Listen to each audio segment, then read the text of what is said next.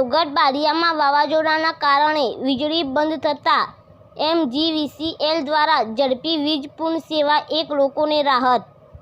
ભારે પવનથી અનેક વૃક્ષો વીજ લાઈનો પર પડી ગયા। વીજ લાઈનો તૂટતા પાવર સપ્લાય ખોરવાયો। MGVCLની ટીમે દિવસ રાત સતત મહેનત કરી માત્ર 24 કલાકમાં વીજળી ફરી શરૂ કરી દીધી। 34 નવા વીજ પોલ લગાવ્યા, 31 HT અને 3 LT, 17 જગ્યાએ તૂટેલા વાયર જોડાયા। 6 કોન્ટ્રાક્ટરની ટીમો અને 75 મજૂરો કાર્યમાં જોડાયા। GEBના 30 સભ્યો હાજર રહીને માર્ગદર્શન આપ્યું। લોકો માટે ઝડપી વીજ પૂર્ણ સેવા એક મોટી રાહત બની। શેખ અબ્દુલ રહેમાન, દેવગઢ બારિયા તાલુકો, જિલ્લો દાહોદ।